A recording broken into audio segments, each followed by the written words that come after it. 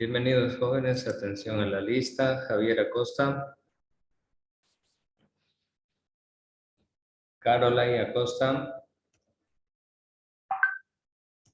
Kenneth Arias, Presente. Isaac Barresueta, Presente. Jeremy Bernal, Presente. Giancarlos Burgos, Presente. Roxana Chaplan, Presente. Isis Chele, Presente. Delaney Cotrina, Presente.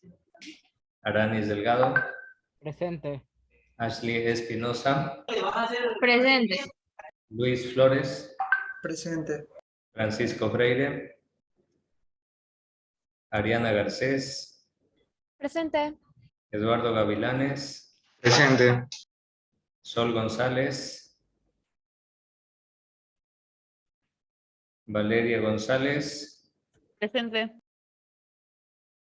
María José Íñiguez, Presente.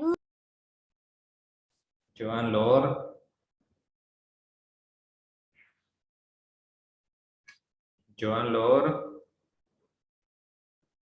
Cristel Manzano, Presente. Ailín Mariño, Presente. Isabel Martínez, Presente. Keila Morocho, Presente. Ricardo Muñoz, Presente. Gabriel Pacheco, Presente. Roberto Peña, Presente. Linda Ruiz, Presente. Jonathan Toabanda, Presente. Lincoln Vargas, Presente, profe. Christopher Ventimilla, Presente. Malena Vera, Presente. Diana Vera, Presente. Beijing Yebun. Presente. Ya, a ver, estaría con falta el joven Loor, la señorita Sol González, Francisco Freire y los jóvenes Javier Acosta y la señorita Carola Acosta. ¿Estamos bien o no?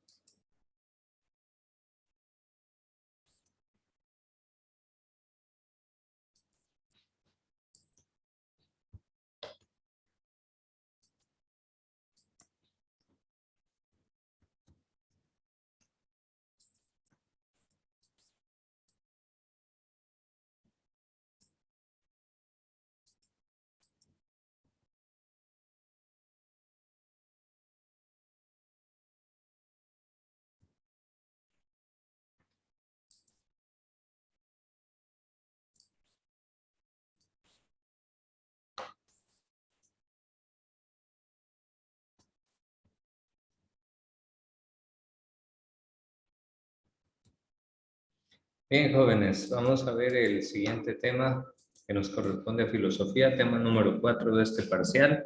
Seguimos analizando esta parte de la filosofía que se llama la ética. El día de hoy vamos a ver esa relación que existe con el arte y sobre todo tratar de explicar el arte como expresión humana de la realidad. Cada ser humano interpreta la realidad desde su punto de vista, desde sus sentimientos, emociones, desde sus experiencias, interpreta de una o de otra manera la realidad y a través del arte plasma lo que siente, plasma sus sentimientos, su percepción. ¿Sí? Les pongo un ejemplo. Si una persona, supongamos que ha perdido a un ser querido en alguna tragedia en una montaña, en el momento que se vaya de paseo a una montaña, probablemente esa persona se ponga triste, se ponga a llorar y componga una canción triste. Pero una persona que no ha tenido una mala experiencia en una montaña, más bien probablemente va a tener emociones de felicidad, de alegría, asombrado o asombrada ante la majestuosidad de esa montaña. Y va a componer, en cambio, una canción bonita sobre la naturaleza, una poesía sobre la naturaleza, sobre la montaña, etc. Es decir, se trata de la misma realidad, pero la percepción es diferente de acuerdo a las experiencias pasadas o previas que ha tenido cada persona. Pues bien, jóvenes, a través del arte, el ser humano expresa la realidad tal y como la entiende el artista. ¿Sí? Entonces, toda expresión artística, todo arte, de alguna u otra manera proyecta lo que el artista piensa, lo que el artista siente de una determinada realidad. Bien. Entonces, bueno, aquí tenemos en pantalla las 7 principales artes o bellas artes. No son las únicas, hay más, pero estas son las principales. De estas se desprenden muchas otras, además. Entre ellas tenemos la danza, la escultura, arquitectura, literatura, pintura, cinematografía y música. Entonces, tenemos todas estas artes para deleite nuestro y estoy seguro que uno o de una o de otra hemos podido disfrutar en algún momento de nuestras vidas. Muy bien, vamos a ver. Ahora, si te dieran a escoger un arte para dominar el mundo, ¿qué arte escogerías y por qué? A ver, vamos a preguntarle a Aranis Delgado. Aranis, si a usted le dieran a escoger una de estas artes para dominar el mundo, ¿cuál escogería y por qué? Cinematografía.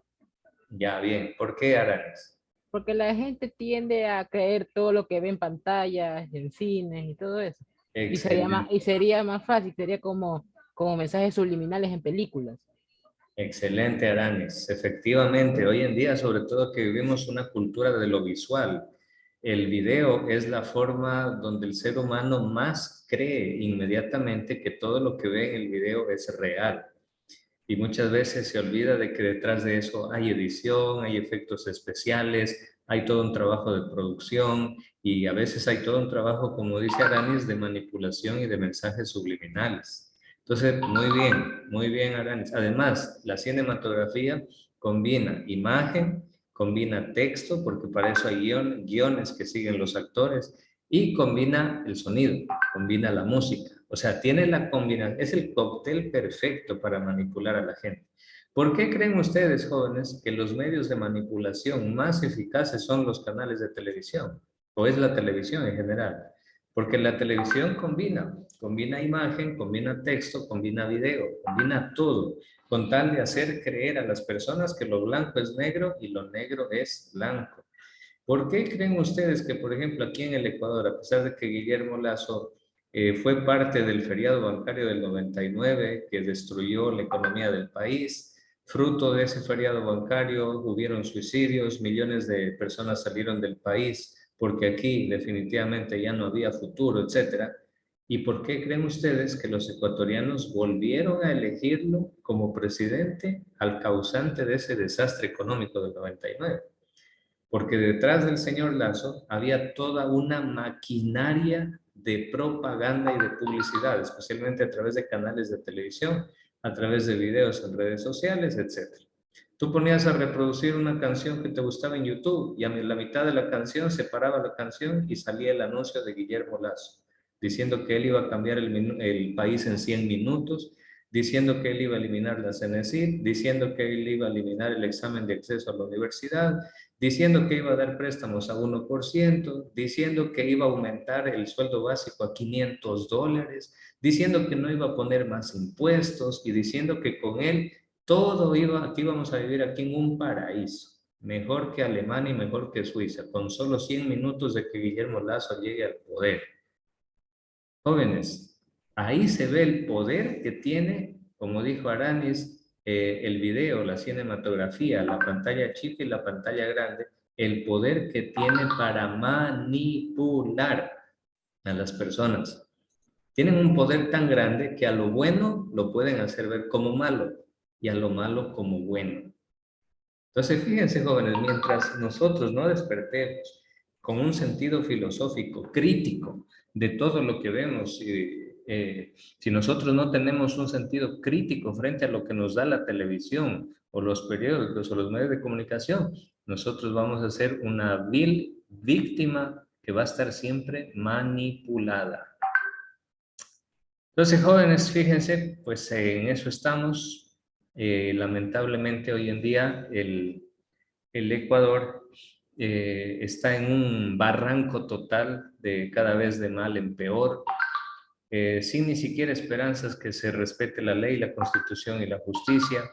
Hoy día, por ejemplo, estaba viendo una noticia que el Contralor General del Estado ya lo declaró a Guillermo Lasso inocente por el tema de Pandora Papers y le dijo que poquito más, que Guillermo Lasso es un santo, que siga nomás así, que siga evadiendo impuestos, que siga llevándose la plata a paraísos fiscales, que en eso no hay nada de malo. Así de descarado hoy en día está el sistema.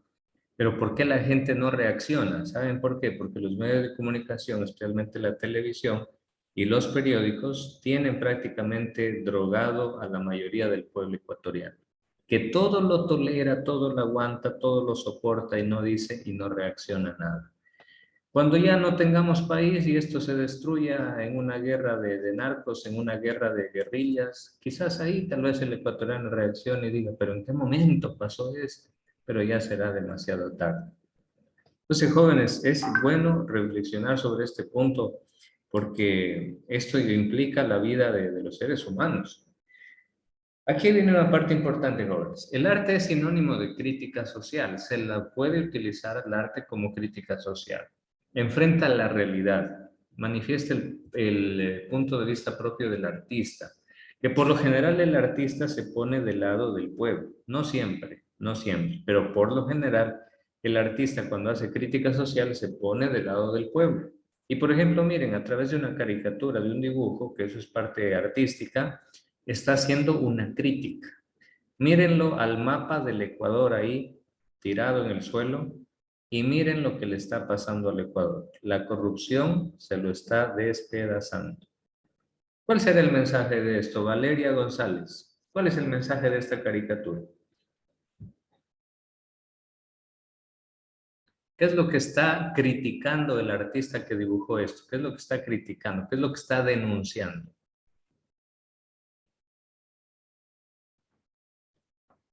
Valeria González, ¿sí me escuchó o no? Nada, yo creo que nada que me escucha. A ver, vamos a ver si me escucha Jeremy Bernal. ¿Sí me escucha Jeremy? Sí, profe. A ver, Jeremy, ¿qué mensaje quiere comunicar el artista con esta caricatura? Que la corrupción se está comiendo el país, pero no en un sentido literal, sino como eh, Ujú. sí, simbológico se puede decir, no sé. Claro, a través de simbología, ¿no? Muy bien, gracias Jeremy. Miren, bien clarito, el mensaje de una caricatura es una crítica social directa a lo que está viviendo el Ecuador. Jóvenes, ¿es o no es así? ¿La corrupción está haciendo pedazos el Ecuador? Sí, lamentablemente. No, y no es cuestión de ahora. Eso es lo triste. La corrupción está en las raíces mismas de la historia de la República del Ecuador, lamentablemente, y eso es lo que nos mantiene, y si no logramos superar este tema de la corrupción como sociedad, como ecuatorianos que somos, nunca va a haber progreso en el país, nunca. Vamos a vivir en un eterno subdesarrollo, lamentablemente. Entonces, bueno, jóvenes, pero bueno, el punto es de que a través de un dibujo, el dibujo es arte, a través de una caricatura se puede hacer crítica social. Entonces, mire el poder del arte. ¿Se da cuenta? El poder del arte es muy grande, es muy importante. En el 2019, Chile fue capaz de unirse tanto que logró hacer la marcha más grande de Chile, desde la historia de Chile. Esto sucedió en el 2019, el mes de octubre, semanas después del paro nacional que vivió acá el Ecuador. El pueblo chileno, convocado por el arte, por la música, logró unirse para poder reclamar las leyes injustas que estaba llevando adelante el gobierno neoliberal de Sebastián Piñera. Y todo eso desembocó en una transformación constitucional de Chile. O sea, cambios muy profundos logró Chile a través de esas manifestaciones. Pero ¿cómo lograron unirse tanto los chilenos?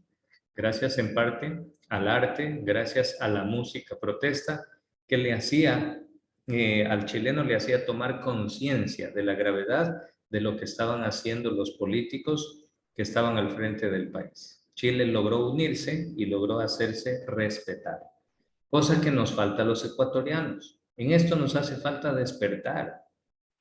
Los mestizos jóvenes, que somos, la mayoría de la población del Ecuador somos mestizos. Estamos todavía dormidos en los laureles y estamos esperando que solo los indígenas salgan a protestar, que solo los indígenas salgan y cierren las vías y que ellos nos defiendan. Si nosotros pensamos eso, jóvenes, estamos en la luna. O sea, no tenemos ni idea de lo que realmente pasa en el país. Los indígenas, cuando salen a protestar, ellos lo hacen a nombre propio. No lo hacen tanto para defender a los mestizos, lo hacen por ellos. Y sobre todo lo hacen porque los indígenas, con esas protestas sociales, etcétera, ellos aumentan su poder político en el país. Y acuérdense, jóvenes, que los indígenas que tenemos en el Ecuador no son los indígenas 100% autóctonos y nativos de las tierras ecuatorianas, no. Los indígenas que hoy viven en el Ecuador son producto de la conquista del imperio incaico del Tahuantinsuyo, que vino y conquistó las tribus de acá del Ecuador, las tribus que vivían aquí en el Ecuador. Es decir, los indígenas que hoy tenemos en nuestro país, sus raíces más profundas ni siquiera están aquí. Ellos en sus raíces más profundas son parte del Incario, son parte del Tahuantinsuyo, son parte del Imperio Inca. Y por eso es que ellos reclaman, dicen, nuestros territorios, dicen. Si el territorio de un país, de una nación es uno solo, pero los indígenas dicen nuestros territorios. O sea, de alguna manera están dividiendo el país. Territorios indígenas y los otros territorios, ¿cómo se llamarían? Territorios mestizos. ¿O cómo? Pero eso es malísimo. ¿Saben por qué? Porque esa situación está dividiendo al Ecuador. Y los mestizos todavía estamos durmiendo en los laureles pensando que los indígenas van a defender los intereses de los mestizos. Los indígenas hacen su lucha, pero porque ellos tienen bien claro cuáles son sus intereses. Y sus intereses son de ganar poder, de ganar autoridad dentro del territorio nacional. Pero prácticamente eso está dividiendo al país. Bueno, entonces jóvenes, seamos conscientes del poder que tiene el arte. Vamos a ver qué nos dice Platón sobre el arte. Platón, este gigante filósofo griego. Roxana, por favor, lea qué es lo que nos dice Platón sobre el arte. Este filósofo considera al arte negativamente con mimesis, esto es como una imitación apoca de la realidad. Para Platón el trabajo del artista era indigno, pues lo único que conocía o daban a conocer a través de sus obras eran apariencias alejadas de la verdadera realidad, volviendo al arte un método de enseñanza ineficaz. Y es que en la antigua Grecia la educación solía impartir según los textos homéricos. Prieto, 1976, página 3. Frente a la concepción del arte, Platón colocaba a la filosofía como el mejor método para enseñar la verdad, la esencia de la realidad. Gracias, Roxana. A ver, Platón nos dice que tenía una concepción negativa del arte. A ver, pero esto tiene una explicación, eso no es así nomás. No es que Platón estaba en contra de las pinturas, de la música, de la escultura, no.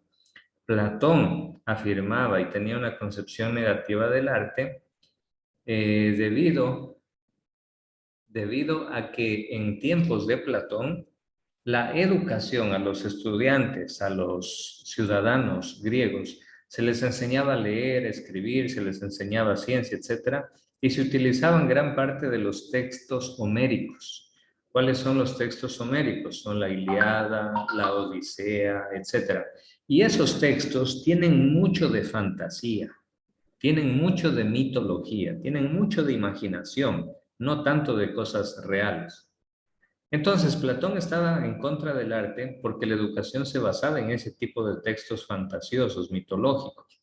Por eso es que Platón decía, no, dice, para él el arte solamente proyecta una mímesis. Una mímesis significa una imitación muy opaca de la realidad. Es decir, para Platón el arte, en ese caso la literatura, no reflejaba claramente la realidad, sino que era un reflejo muy opaco, muy oscuro.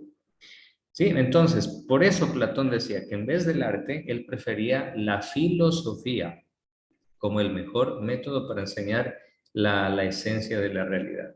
Entonces, por eso Platón hace apología, hace defensa de la filosofía como el mejor método para enseñar a contemplar la realidad. Muy bien, pero vamos a ver qué nos dice Aristóteles. Antes de eso.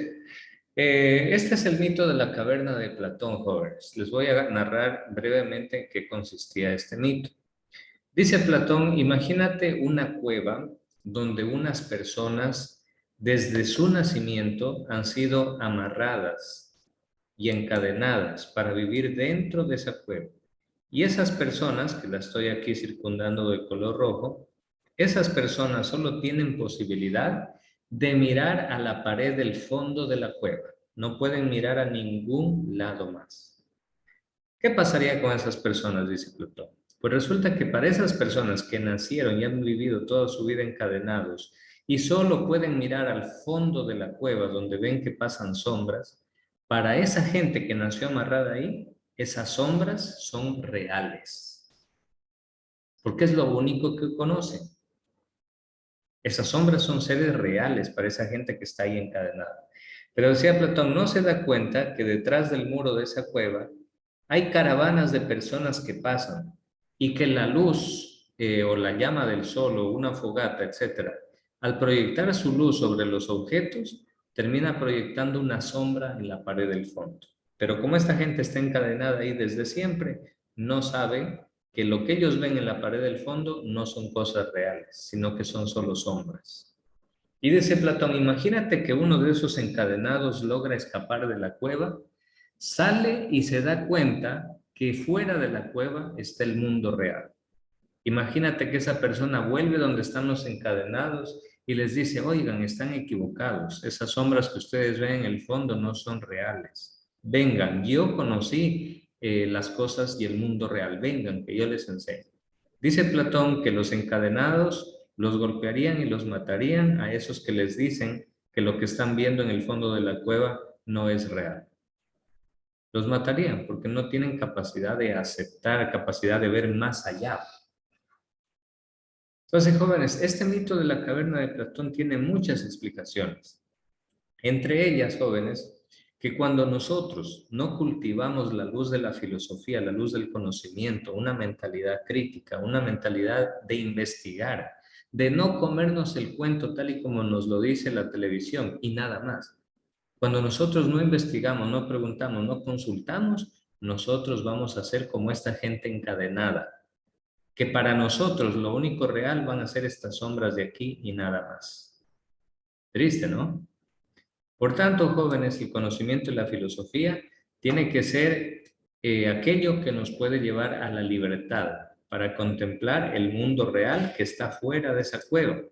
Por lo tanto, jóvenes, tenemos que aprender a salir de la cueva de la mentira, a salir de la cueva de la ignorancia, a salir de la cueva de las falacias que nos cuentan los medios de comunicación.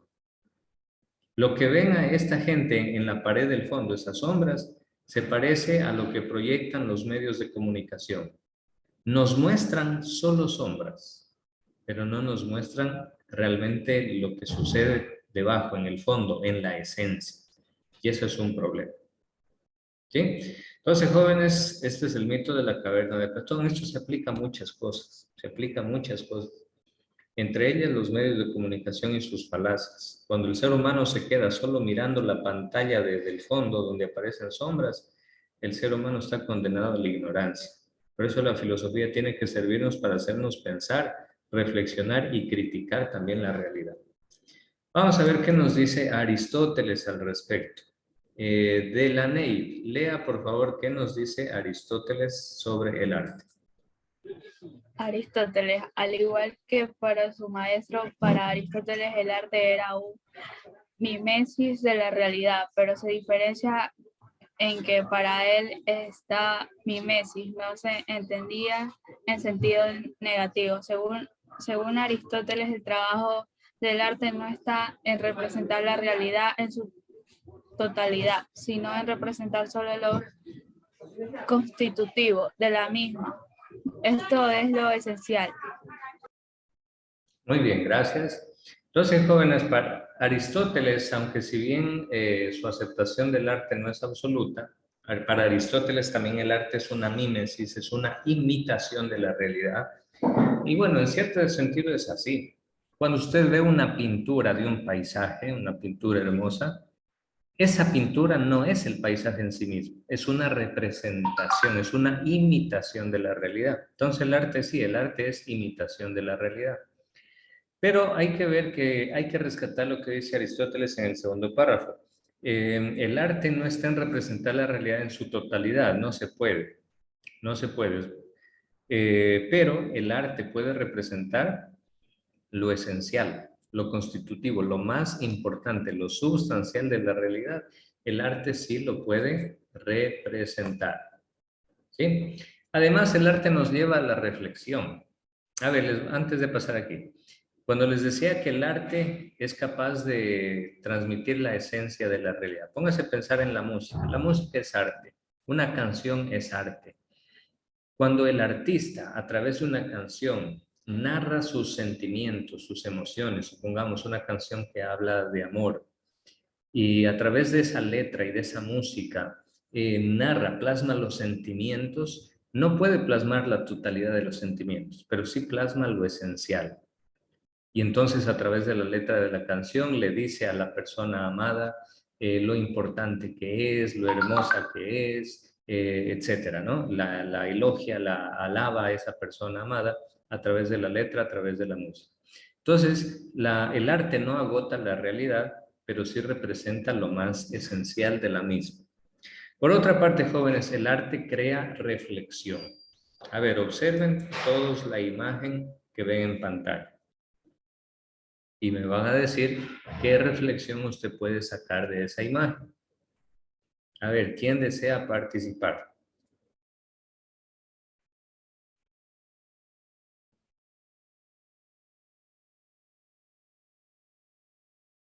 Profe, tengo una pregunta. Claro, Christopher. Lo que tiene ese niño en la mano es una tablet. Ajá, es como una tablet, un smartphone. Ajá. Ah, ya, yo creo que lo que trata de decir es que en la actualidad em, prácticamente los niños desde muy chiquititos ya tienen un celular tal vez para que no molestar a los padres y, o sea, se van enviciando con eso. Ujú.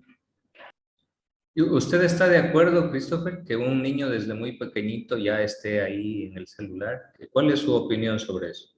No, yo creo que no, porque, o sea, eso daña la vista. Yo creo que a la larga también le va a hacer mucho daño al niño. Entonces, usarlo desde pequeñito y no creo porque sea... No sé, a mí me han enseñado que no es tan necesario tener un dispositivo, porque ni siquiera tengo uno más que la laptop. Pero, por Ujú. ejemplo, mi hermano pequeño de 4 años tiene un teléfono, entonces algo no me cuadra ahí. Ah, ya, Pero no correcto, estoy de Christopher. acuerdo, porque siento que es muy pequeño para eso. Sí, además el celular y la tecnología es tan absorbente y capta nuestra atención de tal manera que nos desconecta de la realidad. Y eso es un problema, jóvenes. O sea, terminamos despegados de la realidad, de las cosas que de verdad importan, las dejamos a un lado. Y nos concentramos solo en ese mundo de 10 centímetros, que es la pantalla del celular, o de 15, 20 centímetros, que es la pantalla del celular. Entonces, cuando el ser humano se desconecta de la realidad, a la final el ser humano se termina sintiendo solo y deprimido. Solo y deprimido. Porque desconecta de la familia, se desconecta en el sentido de las relaciones interpersonales, no tiene amigos, pasa solitario, no tiene una familia porque se aleja de la Se familia, aleja aunque de la viva vida dentro de la social, casa. ¿Cómo? que se aleja de la vida social. Exacto, se aleja de la vida social, se aísla, termina a la final Tengo, deprimido.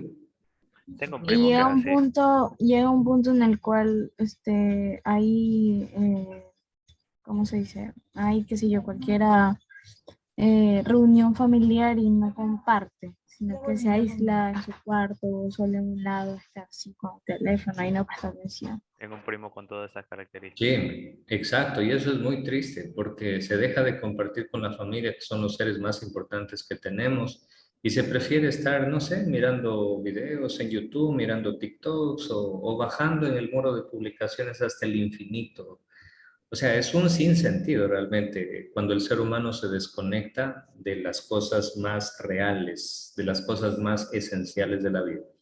Sí, Cristo.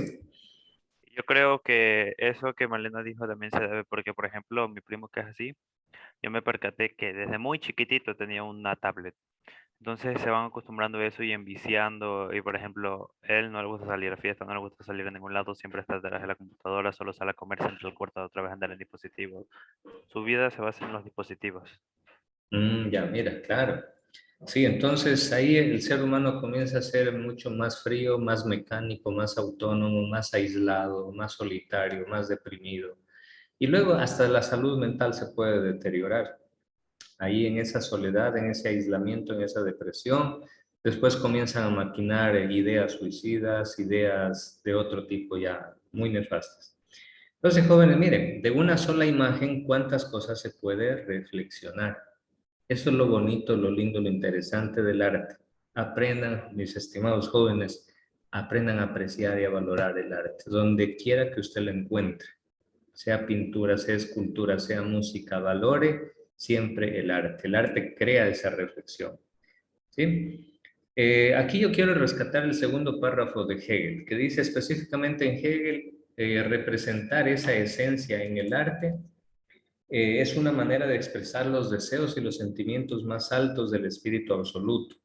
El concepto el que Hegel denominaba la totalidad y más aún a la verdad última de todas las cosas que contiene, al modo dialéctico, la síntesis de la civilización. Es decir, según este filósofo llamado Hegel, considera que el arte, el objeto del arte es representar la esencia de las cosas, lo más importante de las cosas, el mensaje principal de las cosas. Entonces, en ese sentido, nos ayuda a cultivar, dice Hegel, los deseos y sentimientos más altos del espíritu absoluto. Por tanto, mis estimados jóvenes, cultiven, desarrollen el arte. Cualquier arte que a usted le guste, si le gusta la pintura, la escultura, la poesía, literatura, la escritura, si le gusta la música, si le gusta la composición, el canto, la danza, el baile, cualquier arte que a usted le guste, nunca lo sepulte, nunca entierre ese sueño. Más bien trate de luchar y luchar hasta conquistarlo, hasta conseguir hacer realidad ese sueño. Si usted sueña con cultivar algún arte, sea la pintura, la escultura, nunca renuncie a ese sueño, manténgalo siempre vivo, aliméntelo siempre, porque el arte, jóvenes, le ayuda a descubrir la esencia de las cosas. Y el arte es una actividad muy placentera. Cuando a usted le gusta un arte y lo practica, usted se siente muy feliz. Este fin de semana tuve una grata experiencia, jóvenes, les comento, les comparto. Tuve la oportunidad de visitar a mi familia. Y bueno, asistimos a un evento y estaba invitado un artista, había música en vivo. Y ni por ideas que el artista que se iba a presentar era conocido mío, lo conocí desde que era niño. Cuando yo ya tocaba la guitarra, el piano, él era un niñito y se apegaba con nosotros a tocar, así sea la pandereta, así sea los instrumentos de percusión. Ya cuando estaba en el colegio comenzó a tocar las timbaletas, las congas, los bongos, etcétera, y comenzó a especializarse en percusión. Hoy en día me entero, porque ya yo hace muchos años que salí de Loja, pero me entero de que ha sido invitado y ha cantado, porque es cantante él y aparte sabe tocar un montón de instrumentos, pero lo más fuerte de él es el canto. Incluso ha llegado a cantar con orquestas tan grandes como Don Medardo y sus Players, que es un ícono del Ecuador esa orquesta. Con ellos ha llegado a cantar. Incluso lo habían pedido para contratarlo, querían llevárselo a que vive en Quito, le daban departamento, le daban todo para que cante con esa orquesta. Pero bueno, él me contaba que no aceptó porque recién se había casado por esos meses, entonces no estaban las condiciones como para dejar la ciudad natal. Bueno, había unas condiciones familiares un poco que no eran las mejores en ese sentido para ir a Quito así de la noche a la mañana. Entonces, bueno, se quedó en Loja, pero jóvenes, es joven todavía, tiene unos 25 años y ha hecho del arte su vida. En la universidad estudió pedagogía musical, ahora es profesor con nombramiento en uno de los colegios más prestigiosos de allá de Loja. Con su familia, que es una familia de músicos y cantantes, han creado una academia de música y canto. Y aparte de eso, en las noches o fines de semana, cuando lo invitan a cantar, a dar conciertos, pues él tiene ingresos económicos de todo lado prácticamente. Entonces, fíjense, jóvenes, lo que vale cultivar y alcanzar el sueño de llegar a desarrollar un arte. Entonces, jóvenes, si a ustedes les gusta algún arte, nunca renuncien a ese sueño. Traten de conseguirlo, de conquistarlo, y el rato menos pensado van a ver que se les van a abrir caminos, y muchas veces ese arte va a ser la principal fuente de sustento para usted. ¿Sí? Bueno, jóvenes, ahí terminamos, nos volvemos a conectar para hacer el taller y con eso terminamos el día de hoy. Sol, le veo que ya pudo conectarse, porque al inicio tomé lista, no estaba. No, profe, lo que pasa es que tenía problemas de conexión. Le escribí Ah, por ya. eso y también por aquí. Ya, ok, sí, qué bueno, Sol. No sé si usted ya justificó las demás faltas, trate de hacerlo, no sé, Sí. converse con el tutor o algo.